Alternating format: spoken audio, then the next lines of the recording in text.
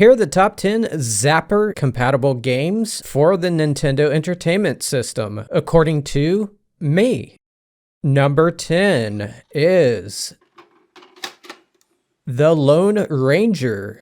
This one is an adventure game with a lot of different play styles. Sometimes you're shooting people in an overhead view, sometimes you're shooting them in a side view, and sometimes you're shooting them in a first-person view. And that's the view that allows you to use a zapper. You still need to use the controller to move around the maze when you're in those sections. You just need to shoot the bad guys before they shoot you. I do wish that the bullet and health upgrades stayed on the screen longer, and when enemies threw things at me, it was hard to knock them down with the small hitbox. Still, these are decent light gun segments that are nested within a decent game. Number 9 is To the Earth.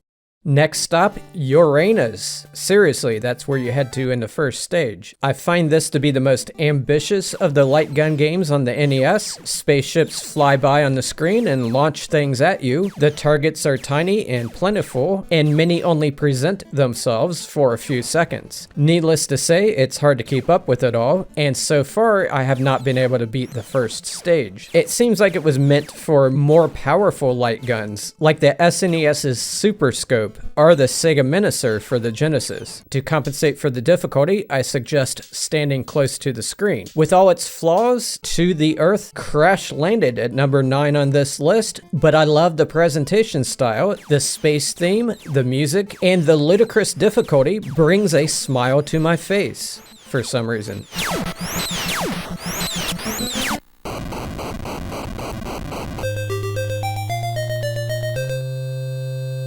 So, how did I come up with this list? I recently played all 16 officially licensed NES games that are compatible with the Zapper. I used real cartridges on a real NES on a real CRT TV. Needless to say, my right hand is worn out, and that was even before I started playing these games. I judged the games strictly on how fun they were to me when I played them over the past few days. I do hope you like this video. Let's get on with it. Number 8 is Barker Bill's Trick Shooting.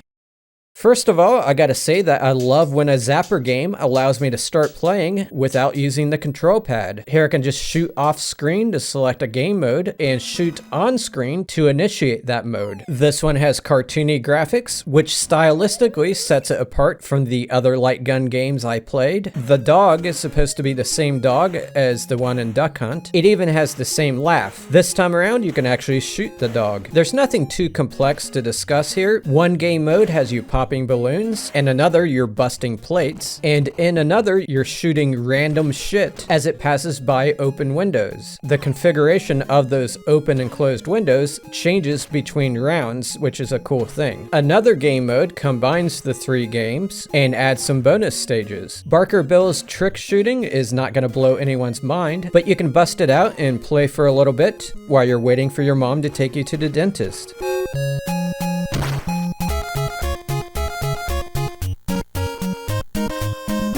Number 7 is Shooting Range. There's 2 notable things about this one. One is that you actually shoot targets above objects instead of the objects themselves. Perhaps they were trying to lessen the violence, but if morality is the goal here, why am I shooting at Native Americans? The other notable thing is that you have control over the scrolling, and you do it with the D-pad. So you have to play with the gun in one hand and the control pad in the other. It may sound like a complicated way to play, but I think it works out just fine. I enjoyed the visual variety of this game. It did seem to have a difficulty spike in stage 2. I kept running out of bullets. And I didn't like that they put icons on the screen that decrease your health so that you're tempted to shoot them. There's also a party mode where you basically play whack-a-mole, but it's pretty pointless. Overall though, the game is a little bit better than what I'm making it sound like. Just a little bit though.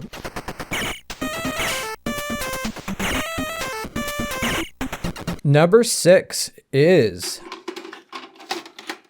Hogan's Alley.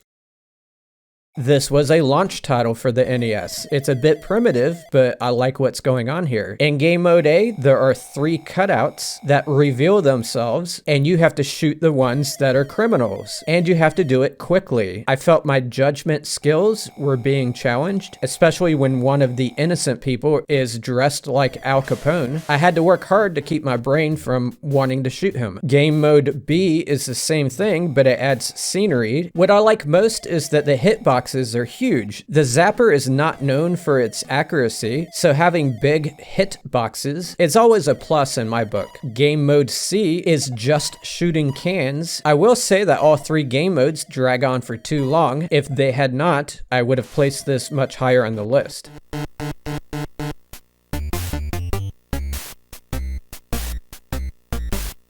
Number 5 is Wild Gunman.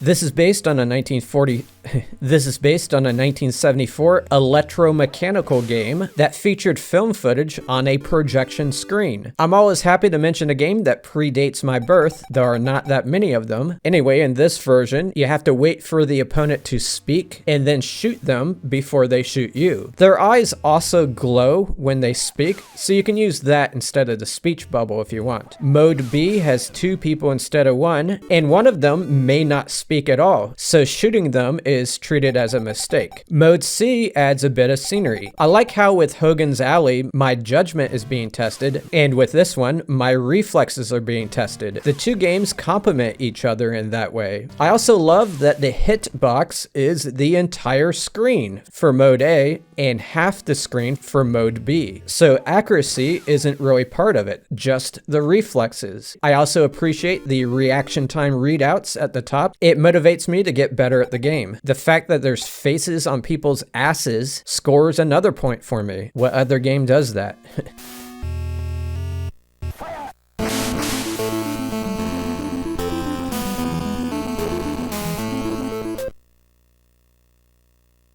You might ask me, why did you only consider the officially licensed games? One reason I did it was because of budget. I insisted on real hardware for this video, and I only had 5 of the titles already in my collection, all of which were the officially licensed ones, so I had to spend money to buy the rest. That was expensive enough, but if I had to pursue the unlicensed ones, it would have been a lot more expensive. Yes, there are reproduction and multi-carts, but getting my hands on those takes a little bit of work, and they still cost a lot of money. The other reason I chose licensed games is that there's a deep rabbit hole of unlicensed games. I counted at least 14 of them, and even if I tracked all those down, I wouldn't be able to definitively declare that I played every light gun game on the NES, because there could be other bootleg games out there that I'm not aware of, like sitting in someone's basement in Brazil or something. Number 4 is Freedom Force. This one brings a smile to my face. Just look at how many doors are on this airplane and how the hostages are constantly being stuck into those doorways to get you to accidentally shoot them. That airplane is also filled with a lot of bad guys, all wearing the same clothing. I don't think they intended it to be funny, but that's what I get out of it. What's also interesting is how most of the other games on this list have very little violence, but here when you kill the bad guys, there is blood and their bodies fall to the ground. The gameplay is a little shallow, but I still found the game entertaining.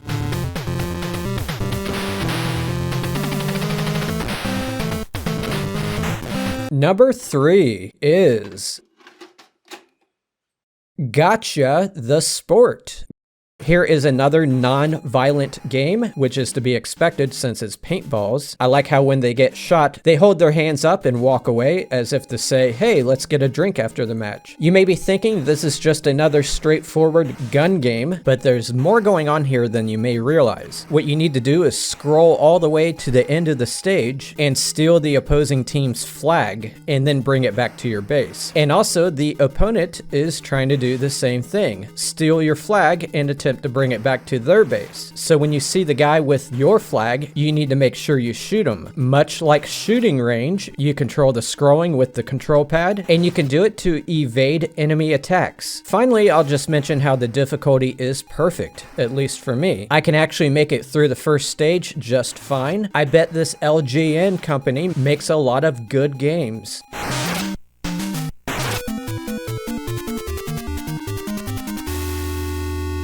Number 2 is Gumshoe.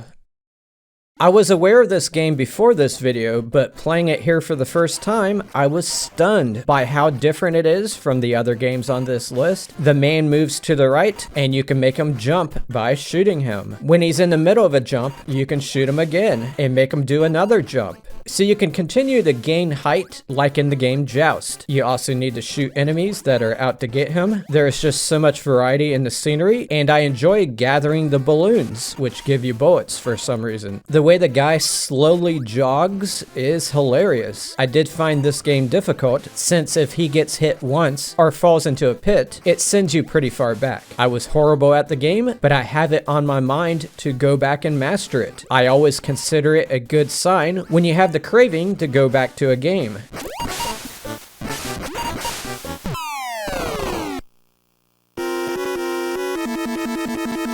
And finally, the Zapper game that I enjoyed the most is Mechanized Attack. This is what I want an 8-bit light gun game to be like. Scrolling, military-centered, nice graphics, cool music, bosses, the ability to switch to grenades, and a difficulty that doesn't make me cry in the shower. You may notice from the flashing that the enemy hitboxes are big, much bigger than in similar games. I consider this a good thing too, since it helps reduce the inaccuracies that the gun tends to have. It does cause bigger flashes to occur, and since there's a lot of enemies, that adds to a lot of overall flashing compared to the other games on this list. Some of you might say, wait, Operation Wolf is similar to this game, so why is it not on this list? For me, Operation Wolf is a nightmare to play. I can only last a minute or two in that game, and I kept trying and trying. Things are harder to hit, and your resources seem more limited. I think Mechanized Attack is just a more balanced version of Operation Wolf. I hope you enjoyed watching this video. I have many other top 10 lists on this channel. I have one for best games, worst games, difficult games, easy games, graphically impressive games. Be sure to check those videos out. I'll see you next time.